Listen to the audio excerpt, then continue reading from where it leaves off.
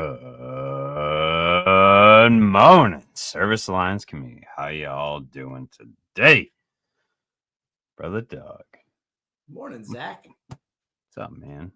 It's Christmas week, my friend, in case people didn't know that. See, I'm very informative.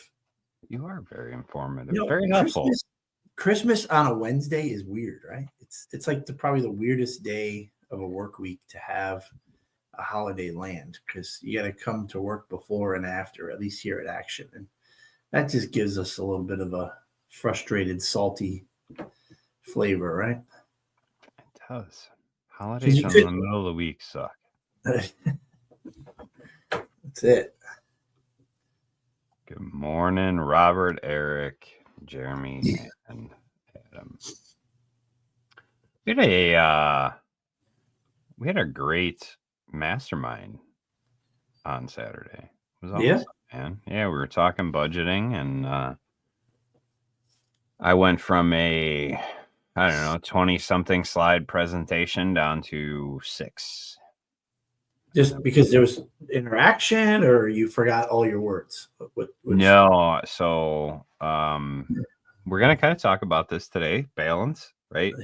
I got to get all this information out, and I went, no, it's more important for them to actually practice putting a budget in place. Yeah. And so I scrapped the whole dang presentation, brought it down to 6 slides, the most important 6 pieces, and then we spent the rest of the hour and a half literally doing everyone's budget that wanted to do it. It was so cool. So yeah, it's encouraging, because then you leave that session with some momentum and some foundation. So that's great. Great idea. It's good stuff. So balance and mindset. This is like we're like kids in candy stores right now. Like this is our alley. Yeah, I mean, this is our only filter that we have. Everything processes through a balanced mindset, right? Right. Who picked this topic again? Mr. Carson? Mr. Carson. This is like an April Fool's joke for us. We should speak everything, the opposite of mindset at this point, which is, and that would be a mindset as well. See, I don't even understand the topic today. We'll try to get through something, but no, we're gonna share some of the things that we found along the way as in business and life. You try and find that healthy mindset balance, right? You try and find that middle ground. And it's always progress and not perfection, as my sponsor used to say all the time. So, Doug, could use some prayer, buddy. Pray us up. Pray us up. Lord God, this is a week that is a time and a season for us to remember the greatest gift ever, which is your birth here on earth. Lord God, in the time that you lived on this earth, you experienced all that we have. You, as a perfect God, was able to be tempted by all sin. You lived a life, Lord, that sets us on a path to try to achieve. And then, Lord, knowing that we would not be able to, you died on the cross for us. And so, Lord, it all started at the season of your birth. And so help us, Lord, with gratitude and focus on what is important. And Lord, I lift up all the families and spouses of our Service Alliance community. We thank you, Lord, for all that you've provided for them. We ask that you, through your Spirit, guide us to pray for them as they go through trials and challenges. And Lord, no matter what we each all have, help us be grateful at this time of year. In Jesus' name, amen. Amen. Well, that's a great first place to start with mindset. I don't know. I just opened my eyes and there's Saul. It just gave me a little. Good morning, Saul. Merry Christmas, my friend. So, if we're going to start with balancing our mindset, Mm. Mm. start with gratitude. Yep. I should have started with gratitude this morning. I didn't start with gratitude this morning, and I went, "Ah." And that's okay. You're not perfect, but you came around to it, didn't you? You It's came around. progress. It is That's right. progress. Yeah. Yeah. So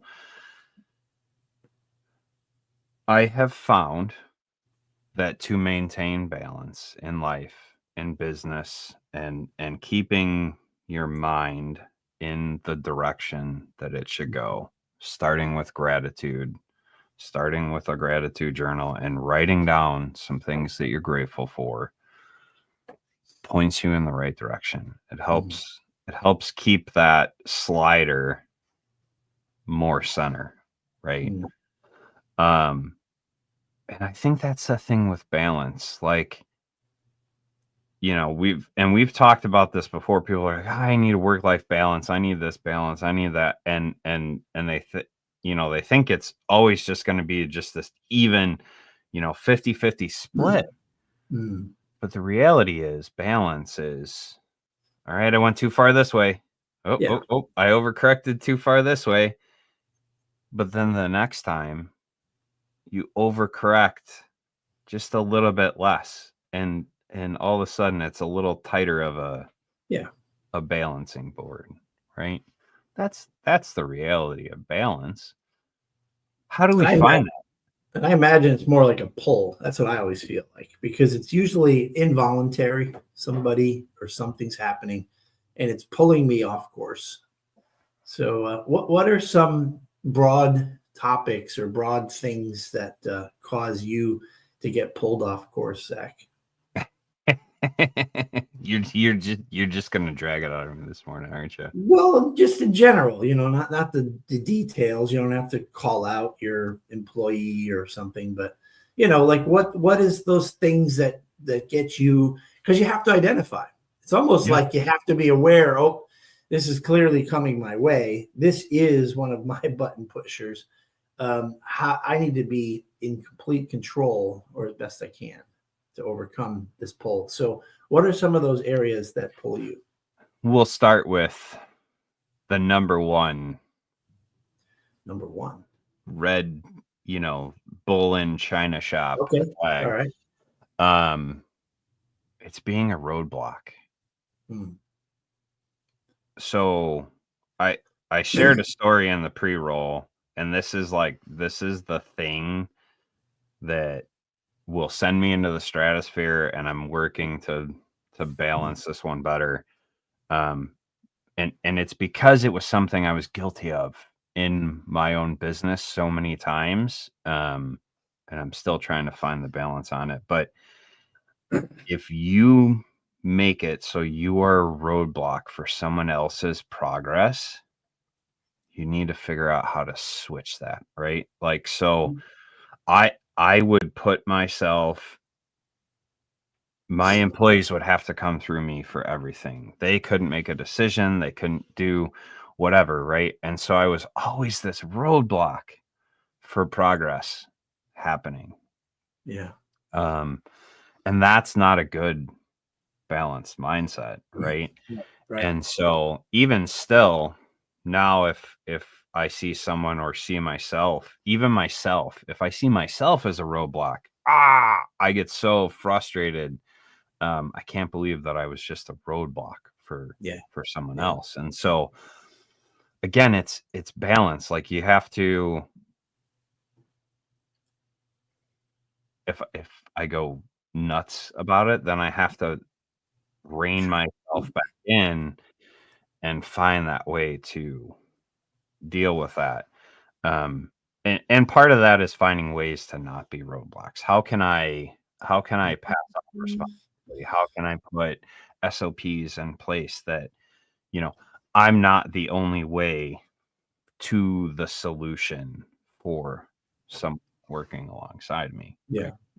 Um, I've done that very well at the church. I've put a lot of stuff in place where the guys they only come to me if there's like something that's just way too technical that they don't know. They're like, hey, I help, you know. Mm.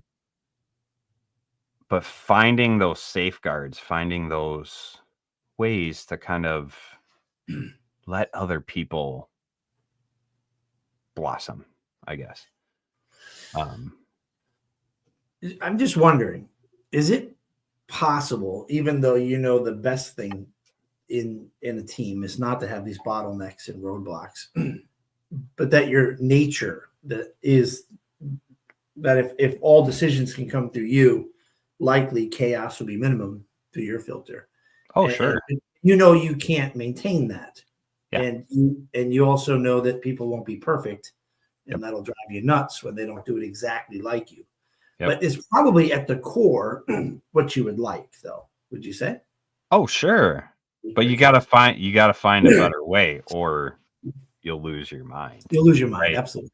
Yeah. So that is a piece of balance, is that by Sure. putting the SOPs, by putting the stuff out, it's progress. It's not perfection. It's progress. I'm not Yeah. perfect, right? Right. Right. And so the SOPs do help me as well keep that balance of, as long as we're moving forward, right? Well, I think we get along well, Zach, and I like hanging out with you because we're not in denial. Show us, tell us from your perspective how you think we're missing it, and we're grateful because now we can hit it and try to work on it, or we can try to think about working on it, right? But other people, I feel like, process that with guilt, shame, regret, uh, disappointment in themselves, and then Been they there. still.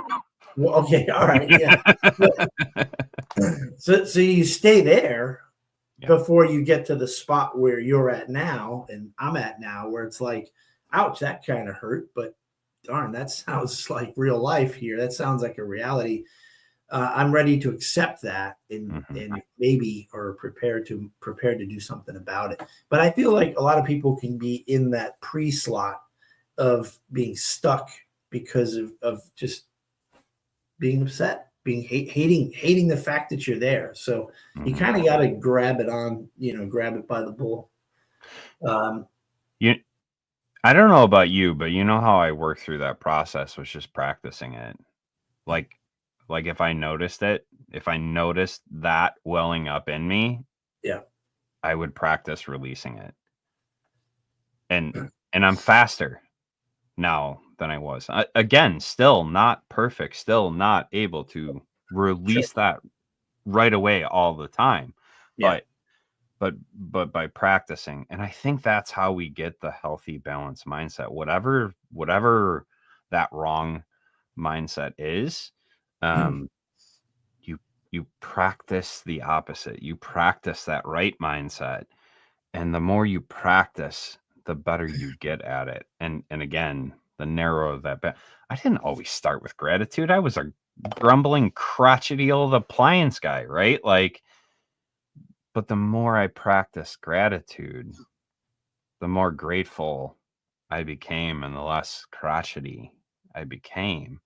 I think you'll be this the rest of your life. It will be work, but it's after practice, it becomes just a step in living life better. But I think we're always going to be pulled slightly. We just have to equip ourselves to manage it well. And maybe somebody could make it disappear, but I feel like at the core, it's like a disc profile. There's certain things that is who you are, and you need to learn how to live life and optimize around that thing. So for me, go ahead. It's embracing your strengths and your weaknesses, and Yeah. knowing where they are and playing to them. The overlay, the graphic for the YouTubes, right? I put wax on, wax off, right? Like, and I think of the Karate Kid all the time when I'm thinking of balancing mindset or balancing life, right?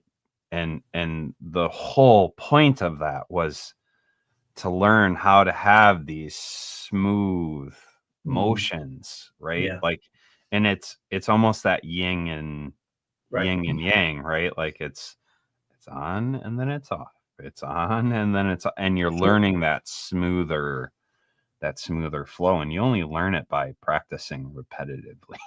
And there's blind spots for us as well. And so as you're practicing it and focusing on it, things start to come into sight, and you're like, oh my goodness, there's something that I didn't even realize I was doing. For me, it was this desire to make everyone happy. With that type of mindset, it can get really ugly and confusing and frustrating working with the team, with a person like me. So at the core, I think that's a mindset that pulls me in different directions and gets me off course. And I apologize for everyone. Yeah, that has to Doug work is codependent. What? What? No, that that's is codependency. Yeah. Recovering codependent, buddy. We have to do a little research on that. Those words never would have thought that or defined that, but just trying to friggin' A. Thanks, psychiatrist Zach, Dr. Zach. That was 8 years of Celebrate Recovery. Grateful believer in Jesus Christ and recovery for codependency. Yeah. Well, it's impossible, of course, to make everybody happy. So that. How have you found balance in that? Like, how have you been muddling your way through? Well, I mean, people pleasing. Yeah, it would manifest itself in not communicating impeccably a task, or holding people accountable for their mistakes, or attempting to hold people accountable with words that, again, you got to take ownership, confused them. It's like, am I in trouble here? Did I do it right or did I do it wrong? And I'm trying to sugarcoat the whole thing. So learning how to be direct with a different tone, but not like a Zach tone, whatever that means. Still trying to maintain, that same type of relationship with people. But again, just being really impeccable and direct and pointing it out, because I owe it to them. I owe it to them to let them know where they stand. Otherwise, when it finally piles up and becomes to a point of no return, they have no idea that this has been boiling up. So for them, they think it happened out of the blue, whatever that is. Mm-hmm. A reaction from me, a dismissal from me, a change in job status, same with the family and friends, same thing. Just there's probably often surprise there because they can't read me well, Yeah. So that's that takes practice. It does. That's intentionality, having one-to-ones on a regular basis with your people, and not sugarcoating a fact and not making it ugly either. I used to wait to bring up an ugly topic so that they're not frustrated and I'm not frustrated. But I'm starting to wonder lately if the best time to handle it is when we're in the midst of it, and then do it well. Probably has a bigger impact than waiting. Remember last month? Yes and no, I think, right? Because sometimes in the moment we don't have a clear head, and so maybe it's we wait an hour or we wait 2 hours or whatever, and we get out of the situation, and then right. we go and address it. One of the other principles from CR, we make amends as quickly as possible, right? And so with the healthy mindset, that becomes the healthy mindset is, okay, this is frustrating me, this is what you did wrong, and here's how you can make it better, right? Right. I think the compliment sandwich is garbage.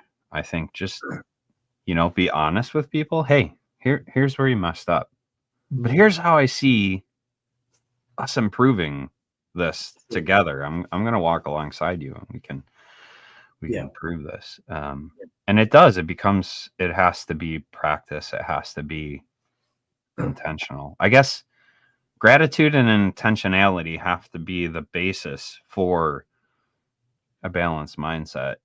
To summarize what we've talked about so far, you got to have gratitude and you got to have intentionality in what you're doing. Yeah. What else triggers? What else have you worked on for balance or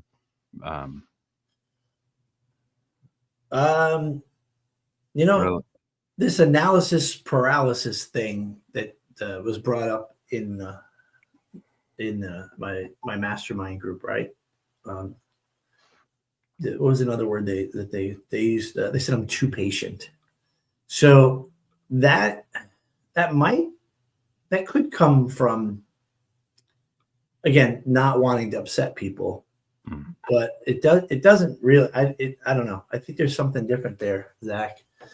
I haven't been able to put words to it yet, but I do get stuck in making decisions that might be slightly overwhelming. And we make many decisions. I mean, my team is almost 40 deep, and we do a lot of work every day, 100 plus calls a day.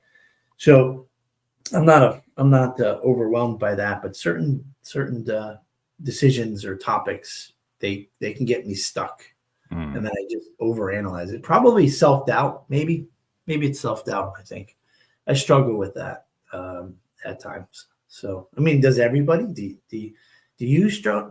That's an interesting question, Zach, because you are such a confident guy, and your first instinct always is, I know what we need to do.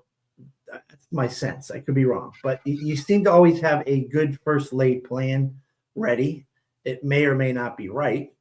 You've been through a lot and experienced a lot, so you are one of the wiser people that I know. But it seems like you quickly have a plan in place. Is there ever a time that you don't? Yes. What's that? Yes. Oh, you do? Okay. All right. You just don't share them with me. I got you. All right. No. I mean, it's typically in the moment, right? Like if something's going on, it's like, you shoot out that first Hail Mary, and that's the ADHD in me, like just maybe it's that. Full charge ahead. But then the doubts set in. Did I make the right decision? Did I head the right direction? And the counter that I have found for that, and where I've found more confidence, because there's so many times that I doubt myself. I doubt the decisions I've made. I doubt the leadership ability within me. Like the ADHDers, autistic, we can beat the living crap out of ourselves inside of our own heads. And while it's not perfect, I've found that just continually progressing forward, continually trying the next thing, and giving myself some grace has kind of helped me through that. And the more you practice coming up with a plan, the better you are in the moment and the more confident you can be. But yeah, it's really easy to fall into self-doubt. And so practicing knowing who you are, and knowing what your strengths are, and knowing what your weaknesses are, like the more you're able to tell yourself these things, and or I think it's a both. Have a mentor, have a friend, have a mastermind, have someone that you can go to. There's times that I've come to stuff with Doug, and I think this is part of the reason that we jive so well, is that it's like, dude, I'm struggling with this, and I know that you're strong in this, and I'm probably not right in my thinking. What do you hear in this thought? And like, just take it to someone that you trust. That's the key word. Someone that you trust. It has to be a level of trust.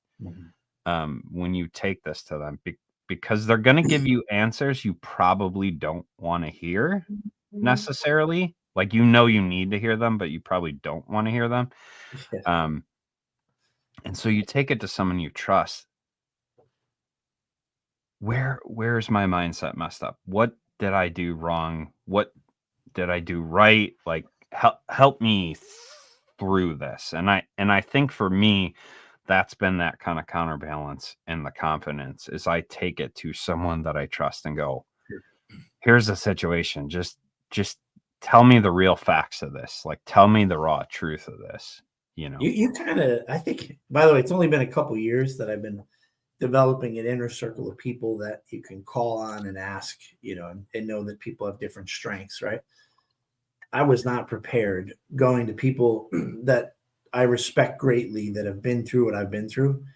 Their answers usually came out of left field for me and just kind of rattled my cage a little bit. I was not prepared, But now, especially certain people, I am ready to just buckle in and go, I have no idea I think I know what I need to do, but I'm just going to sit down and wait this thing out. And it's shocking. It's crazy to have people coming in from it. It's like a whiteboard, and I've got it all written out. And I'm like, all right, let me check in with my friend Daniel, right? And then all of a sudden, as he's talking, I'm just using the magic eraser to just wipe it all out and then take new notes in my head and go, I don't even remember what my idea was. It was dumb.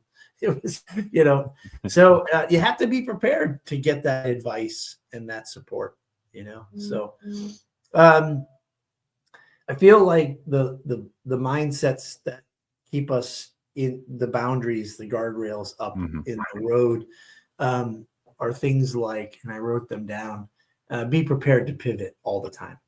If I woke up every day thinking that it's going to go perfectly well or even remotely close as planned, I'm going to be disappointed and exhausted. Remembering to celebrate the wins.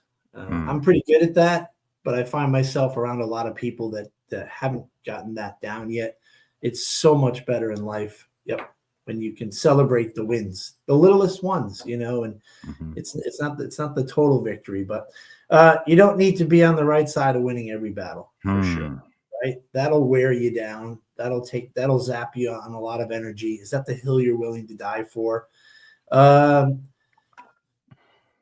Keep the plan at a steady pace, right? Sometimes I get really excited and then I just surge ahead, and then I'm getting a little sloppy and I'm off course a little bit. I'm settling for things.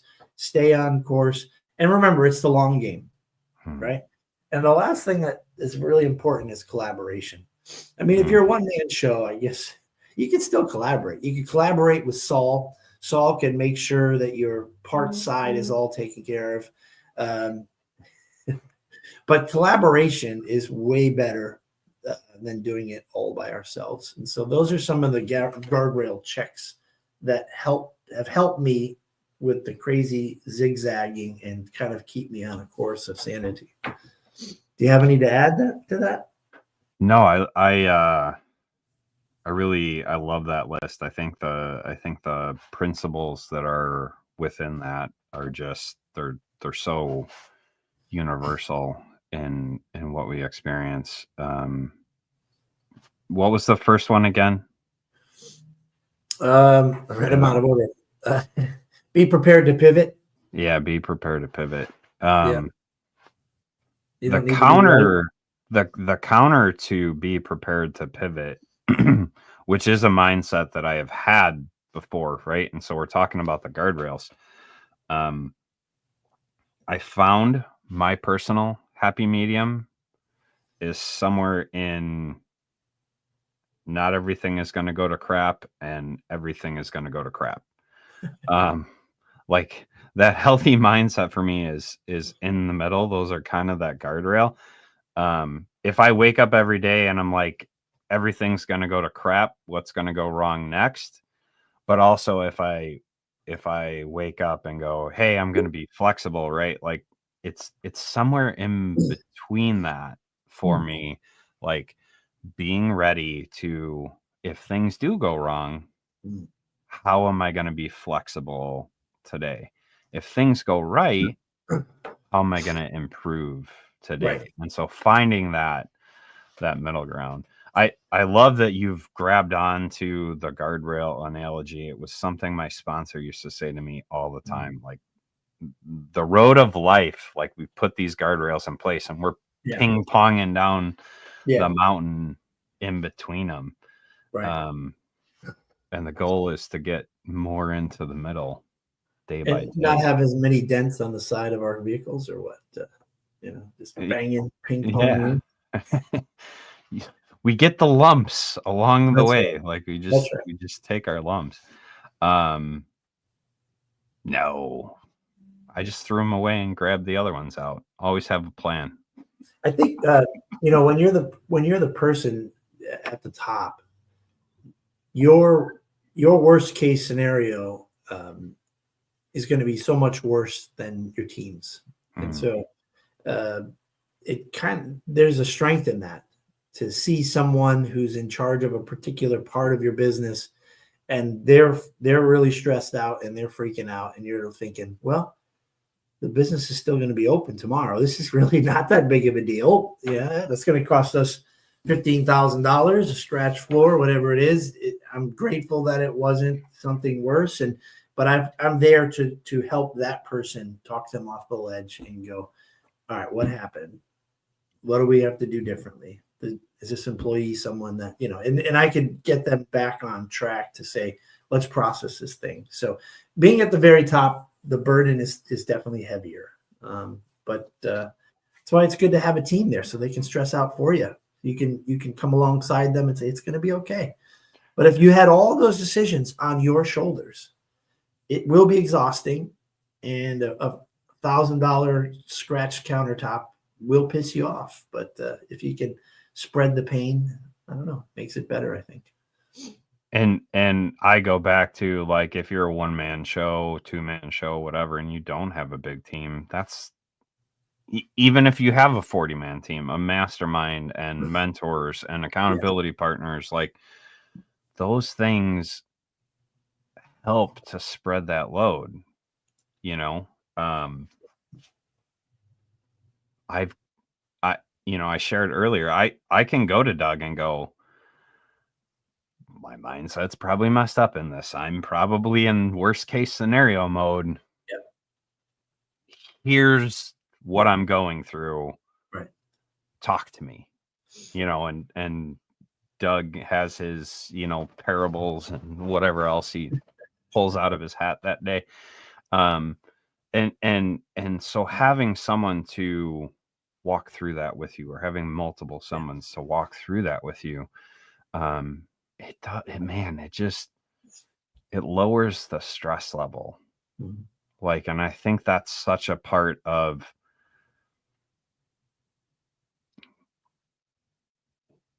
I've heard it before where, we talk about America having the pull yourself up by the bootstraps and you got to do it by yourself, and that's the only way to the top, and it's crap mindset. Mm-hmm. That's just such a crap mindset. It wears us out. It drains us, and it puts us in an unhealthy place. And if we're able to collaborate and have many ideas on something that we're going through, it does put us in so much of a healthier place. It's way more fun. It's so much more fun. Greater success as well. I mean, there's just things you'll never think of that will come up from your team. So yeah, team doesn't have to be big. It just has to be a team. Don't do it all by yourself. Yeah, you don't have a team.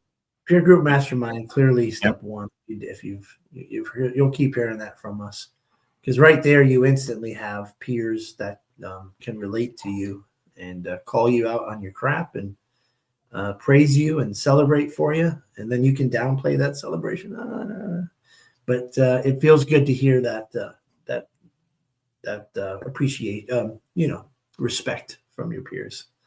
So Saturday with the budgeting, everyone bringing their numbers in front of the entire group, and like, there was no judgment. It was, yeah, I've been there, or Yep. holy cow, that's amazing. Like I can't wait to get to that point. Like, and so you get to, in collaboration, you get to cheer each other on, you get to encourage each other, you get to help each other point out these things that you can improve on, and all that helps to sharpen Right. your mind. So, Right. Right. and I think the other thing that leads to a healthy mindset, and as we're wrapping up, Doug has learned, embrace learning, embrace curiosity. Yeah. You know, the stack of books you see behind me isn't just a prop, it's actually stuff that I read on a regular basis, right? Always challenging myself to learning something new.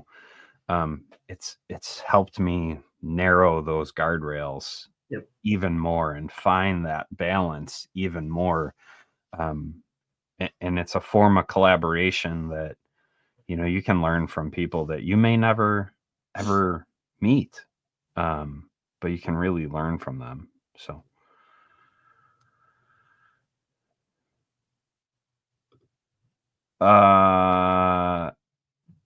no, just, you know, if your numbers are the wrong direction, some people feel shame and embarrassment, and, you know, I'm struggling. It's just mindset, right? Like, if you don't feel like you're winning, you feel like you're failing, there can be some shame in sharing numbers, right? It's not taboo. It's And I just think different mindsets. the people that are trying to get others to sit down and talk, you know, an objection would be, I'm not sharing my numbers, right? Yeah. So there, I think it's just like one of those sort of safe place things, like, hey, we're only going to share percentages, or we won't talk numbers. It's just to avoid people not joining in and Mhm. participating. I think it's just a way, but I agree with you, Andrew. I mean, there is going to come a point when it's probably inappropriate, you know, but maybe you're, once people know your numbers, I don't know, you can someone might try to buy you out. I don't know, but I feel like it's just to overcome objections to working on your business. It's the first thing that you probably will use if you don't want to, if you don't find value in meeting with people and talking about numbers and getting better. What the first objection will be, no, I'm not going to go share my numbers with other people. It's just the first bull crap smokescreen objection that comes up. But there is some truth to it. I mean, the generation before ours, Zach, in the business world, kept all their cards very close to them, and kind of like a very smart card game would maybe reveal one of their little secrets to someone else so that they could get something in return. And it's almost like you're hoping to get equal value, and they're trying to keep score here. Hey, I gave 2 great ideas out and I've gotten no ideas back. Man, I got screwed out of this. But with an open mindset, right? Being givers gain, of just, you know, again, being appropriate and sharing as much as seems that is right. That collaboration, you'll be getting great ideas back. But I do think the generation, how do you think about that, Zach? Because I feel like I'm in that situation now where we have a different mindset, me and the owner, and he does keep things close because he's worked so hard for it. And to me, I like to work hard too, but I also like to be inspired and get great ideas from others so that I don't have to work so hard. I can work hard, but not so hard at reinventing it. It's like it can come from someone else, right? So Yeah, I hadn't even thought of that mindset, and I think intentionally I bury that in a blind spot because I think collaboration is so much better than trying to go it on your own. That's what I was talking about, by trying to pull ourselves up by our own bootstraps. So I hadn't even thought of that mindset. But it is true. It is out there. There's so many that are out there. I came from my own experience when I first started out. I wouldn't want to share my numbers because I thought they were a total train wreck, right? It was more shame and embarrassment and guilt, and maybe that's just the ADHD brain. I don't know. But that was the perspective I came from. And either is at opposite ends of the spectrum, right? Like they're not in that center, that healthy mindset place that we're talking about, right? And so I think there's truth in both of those. And I think the more you work towards collaboration, the more you work towards walking alongside each other. Came from Mr. Sean Allen. Thank you, sir. Vulcan, rock and roll. Also, yeah. you come up with a great idea, and you're known for that. You will soon be copied. Yeah, that's how it works. And so the best part of coming up with a great idea is if you're a person who continues to come up with great ideas. Just you want to be a leader, you want to push it, you don't want to settle. You're not here trying to maximize your return in a way where you're just trying to milk everything. You just got to keep moving forward and be a driver of the industry instead of worrying about trying to collect every penny from every great idea before people copy what you do. But that's just how it happens, you know? Yeah. I think what helped me develop the collaborative mindset, the healthy mindset, in that there's nothing new under the sun. Guess what? It's all been done before. Like in some way, shape, or form, it has been done before. Nothing is now new. Right. And so it might be improved on, it might be tweaked to be a little bit better, but nothing is new. It's always going to be copied. The success comes in the delivery and the consistency of it. And so unless someone's like a deep spy in your network, learning everything that you do, and they go away and start their own business and run it just like yours, maybe. But the reality is there's just so many variables involved in what one person wants, what another person wants, you know. Like I learned a lot from the previous owner that I worked for, and I took it with me. Andrew Soper is a successful businessman, and he worked for a very successful businessman.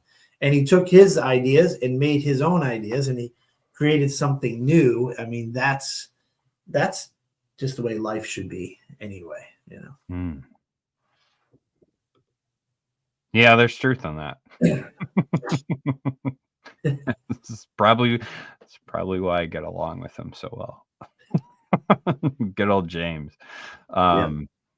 You know, as I was closing down my business, I was bouncing ideas off of him on a fairly regular business, and there is so much. Again, that's collaboration. That's going to someone who's been through a situation before and go, here's what I got.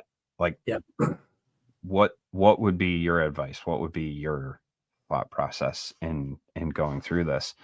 And so seeking out others' advice and opinions and thought processes, and that doesn't mean that has to be the only thing that guides you, but it is a help along the way. The more you're open to learning something new and different, you know, the more narrow those guardrails get in mindset.